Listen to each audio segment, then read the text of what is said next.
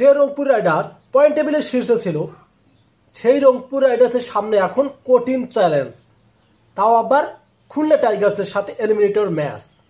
বাহ, যে টিমটা টানা 8টা ম্যাচ জিতছিল, সেই ম্যাচটা এক কথায় সেই টিমটাই যদি ম্যাচটা হারে, এক কথায় এলিমিনেটর ম্যাচ হচ্ছে যে টিমটা হারবে সে কিন্তু একদম বাদ, আর যে জিতবে পরবর্তী যে টিম দুইটার খেলা হবে তাদের সাথে আবার তাদের একটা ফাইনালে মানে সুযোগ থাকে জেতার। সেক্ষেত্রে রংপুর রাইডার্স প্রথমত আমরা দেখেছিলাম মানে বিপিএল শুরুর দিকে টানা 8 ম্যাচ জয় লাভ করেছিল এবং পরবর্তীতে এসে দুর্বার রাজশাহী তাদেরকে একবারে দুর্বল করে দিয়েছিল।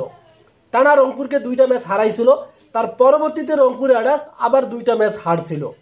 এই তো 12 ম্যাচের মধ্যে রংপুর রাইডার্স কিন্তু 8টা জয় লাভ করেছিল এবং পরপর 4টা হারছিল।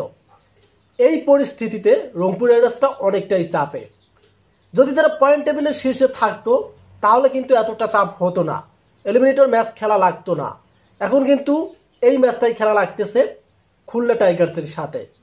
ম্যাচ শুরু হওয়ার কিন্তু কিছুক্ষণ বাকি রয়েছে এবং এই রংপুর রাইডার্স অনেকটাই চাপে রয়েছে।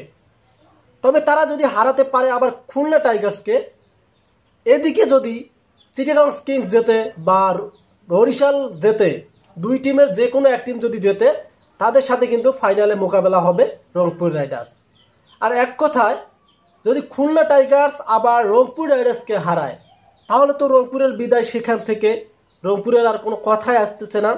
ওই খুলনা টাইগার্স আবার খেলবে আপনাদের বরিশাল যদি জেতে বা আপনাদের চিটাগং যদি জেতে, যে টিমটা জিতবে তাদের সাথে কিন্তু খেলা হবে না, যে টিমটা হারবে তাদের সাথেই কিন্তু খেলা হবে। হ্যাঁ, সমীকরণ এটাই কিন্তু, আর চ্যালেঞ্জিং এটাই। সেম সিস্টেমের রংপুর রাইডার্সও ওইটাই।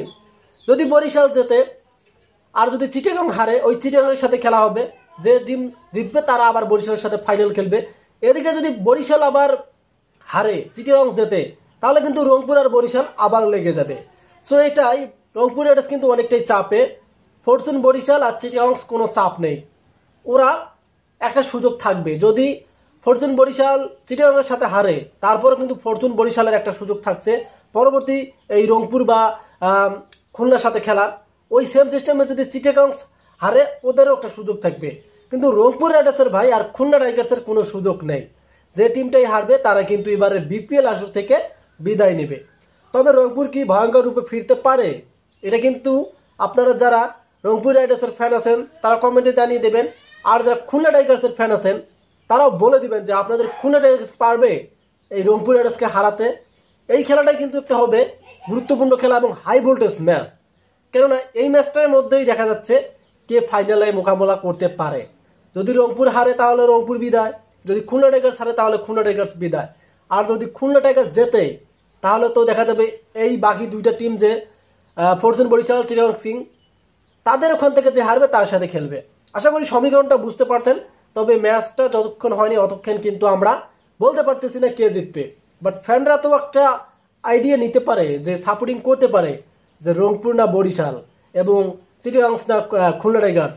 সো কে কোন দলের এবার সাপোর্ট করছেন সোজাসুজি কমেন্টে জানিয়ে দেন।